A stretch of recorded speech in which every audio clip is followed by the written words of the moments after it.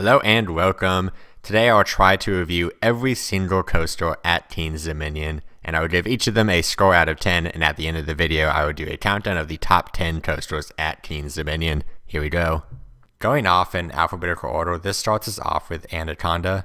Anaconda is a 1991 aero looper, and aero loopers can range from okay to very bad, and when they are very bad it's because they're rough and painful. Well, Anaconda is rough and painful. There's this great underwater drop section, and the entire layout is over a lake, which makes it pretty, but so much of the ride is very rough. That butterfly turn section is especially rough. Aero coasters usually don't know how to do a turn or helix, but the corkscrews after that are my favorite part, because you get some good hang time and they're quite smooth. But it reminds you how painful it is with the one final hard slam into the brakes at the end that hurts. And so final score 3 out of 10, just not a fun ride.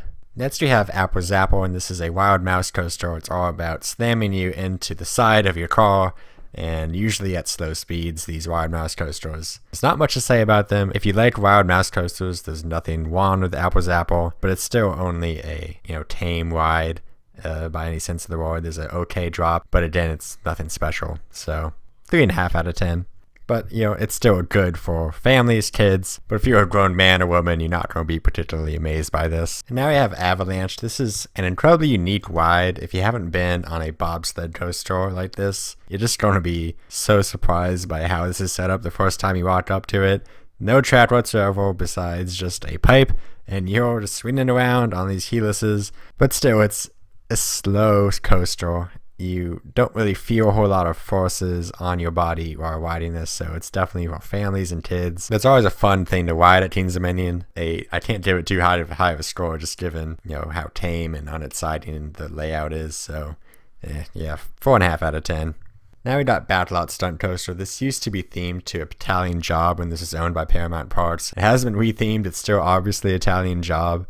And it's a family coaster that still offers some good throws. The launch into that helix, it offers some good forces. The rest of the ride can be a bit slow at times, but then that tunnel section and that pop of air out of that tunnel twice. So a quick, smooth ride with good theming. It's starting to rank pretty okay for me, so 6 out of 10. Not the most thrilling ride, but still pretty fun. Moving on to Dominator. This is quite a large roller coaster at 157 feet tall. It is the second tallest in the park, although it is quite dwarfed by Intimidator 305. It is a B&M floorless roller coaster. It is the longest of its kind, and you feel that during the ride experience. There's a massive vertical loop, the world's tallest vertical loop when it first opened, since there's been many taller since then. There's 5 inversions to this ride that loop, a couple which has 2 inversions and 2 interlocked corkscrews. Throughout the rest of the ride, there's lots of these high overbanked turns and low to the ground turns. And so my problem is there's only 5 inversions. Lots of other floorless coasters that are shorter than Dominator have 7, and this has more turns in it, and the turns aren't that great. Sort of low banking, slow turns, and that's what kind of keeps it from being too great of a roller coaster for me, but it's still big, fun,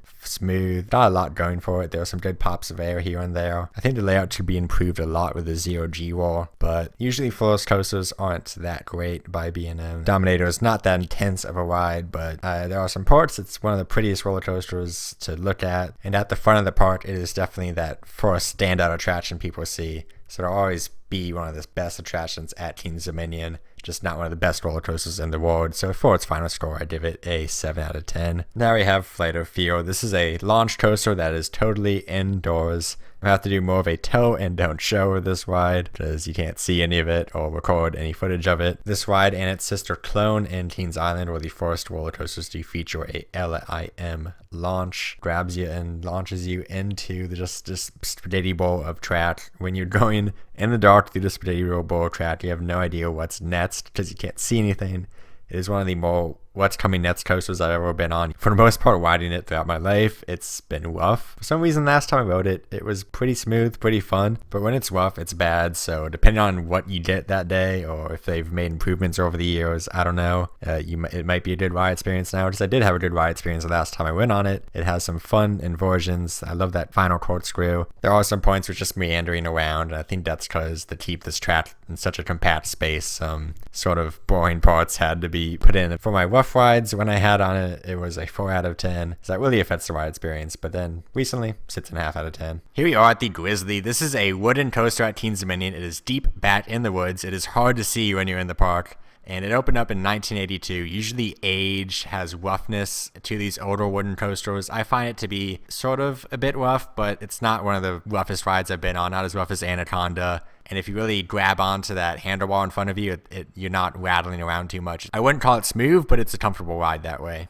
I love the way it starts. The main first drop is like a big dip, because when you're turning around in that section, it's sort of like a relaxing stroll in the woods. But then there's also a high lateral turn below that, and there's a very fun tunnel section with some good air time. So good ride. I give it a 7 out of 10. One of the more underrated rides at Teens Dominion. And here we are at Intimidator 305. I just love everything about this ride.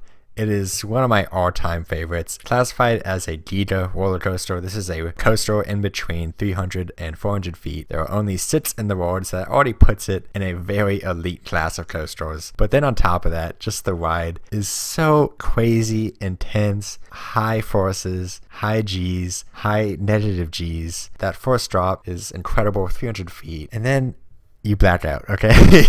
The G's are so high in that first turn, and when you climb up into that second airtime hill, I black out every single time. This has been a major problem with this roller coaster for some people, but I'm totally fine with it. It just makes the ride that more unique to me, that every time I ride it, I black out. No other coaster makes me do that, and some people hate it because of that.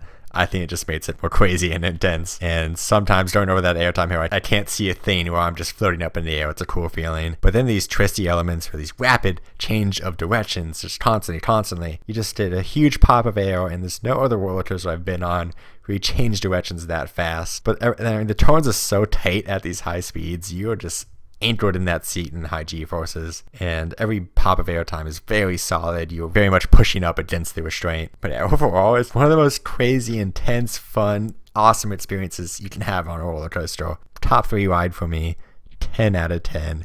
Just keep in mind, if this might be too much for you. Going on it the first time, just make sure you drink plenty of water beforehand, and don't ride this thing too much, as you probably have a huge headache the next day.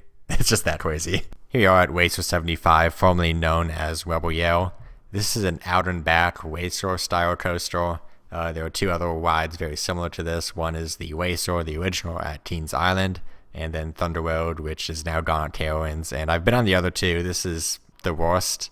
And I'd say Racer at Teens Island is rougher than this. This ride is rough, but not painful rough. The main problem is none of the hills just give airtime. Like, if your entire ride is airtime hills and none of them give airtime, it's just not a good coaster.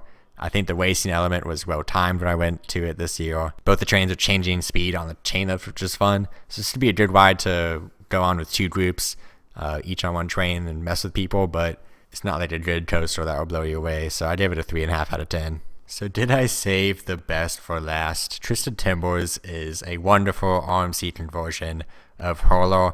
Hurler was a wooden coaster that was absolutely terrible. It is rough, awful. I hated it. To fix that, you call in RMC to do some maintenance, some repair work on it, but instead they convert it to one of the best roller coasters in the world, and they've been doing this to several roller coasters, and every one of the rides packed in so much airtime. But Twisted Timbers almost takes it to another level compared to the other rides. It starts off with 3 incredible airtime hills back to back to back after that first barrel roll drop.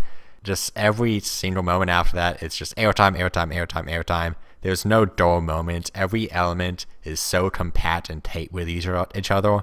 The ride is lifting you out of your seat, putting you back in your seat. There's few other rides I've been on. It feels like the coaster train is just trying to get rid of you. That it has a personality of its own. It's just trying to jet you from the train because it just doesn't want you to sit there anymore. That's what it feels like to ride Twisted Timbers. 20 airtime moments in total. And I love this element, probably my favorite element on any coaster. Not kidding, where there's this trick chat section combined with 2 airtime pops. When you're in that back row and you're flying over that second airtime pop, the first time I rode Twisted Timbers, it was my first RMC, and I felt that airtime going over that in the back seat. It just blew my mind how coasters can be this good. I have been on bigger, better RMC coasters like Lightning Rod and Steel Vengeance, but the fact that it packs this much airtime into a small frame and layout, 10 out of 10. Almost perfect roller coaster. Only reason I say almost is because I've been on better roller coasters. Twisted Timbers might be perfect for its size of just 111 feet tall. Oh, and by the way, totally flawlessly smooth ride. a stark contrast to what Holo used to be. But where does Twisted Timbers stand in all of Teens Dominion? Let's just do it. Top 10 coasters at Teens Dominion. Teens Dominion actually has 12 roller coasters, but who cares about the kiddie coasters? If you do care about them, you're either 5 or care way too much about credit counting. But let's just go through it. Number 10, Anaconda. Number 9, Apple Zapple. 8, Racer. Avalanche. Battle Out Stunt Coaster. 5, Flight of Fear. 4, Dominator. 3, Grizzly. And now for the top 2 rides, I gave 10 out of 10. The best 1-2 punch out of any park I've ever been to. 2 Twisted Timbers and 1 Intimidator 305. I think just the insane height and intensity of Intimidator 305 puts it at that top of Teens Dominion. So thanks for watching. I've been the Toastering Kid. Hope you enjoyed.